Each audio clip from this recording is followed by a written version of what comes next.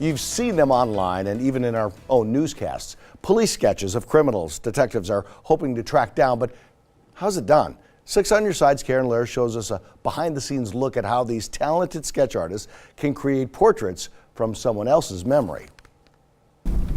Does your person have brown hair? No.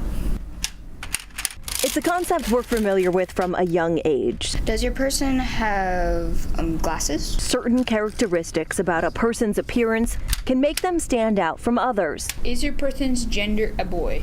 It's those memorable markers that make this possible. And is there a part actually in his hair? Detective Tanya Newberry has been the Boise Police Department sketch artist for 5 years. That was the very first one I did. She's tasked with drawing lifelike portraits of people she's never seen. I can only draw what the victim or witness tells me to draw. But it's often her sketches that lead to an arrest. I had one that was a triple shooting, double homicide. That suspect was caught. This was a sexual assault of an elderly lady in Ontario, Oregon. The process begins with a series of questions. And then what is their most outstanding feature? Detective Newberry will walk the victim or witness through the process by first having them tell the story from the very beginning, asking, did they have an accent? Did you see their hands? And were they wearing any jewelry?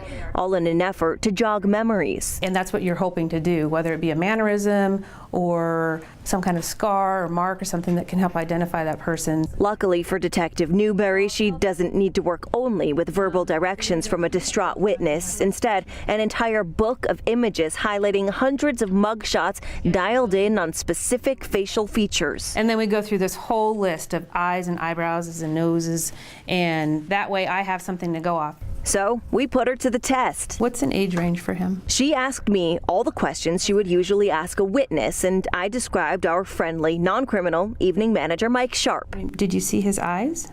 Do you know what color eyes he has? Light eyes, but he wears glasses. Now, do you feel like he has more or less forehead? And for the record, it's a lot harder than it seems. See, I could see how this could be so difficult if you've only seen the person one time, because this is someone I see every day, and I don't know what his eyes would be. After jotting down notes on every feature, she allows the victim to return home, sending them rough drafts and asking for feedback. You can keep working with until they go, that looks like the guy. And check it out. It does look like our guy.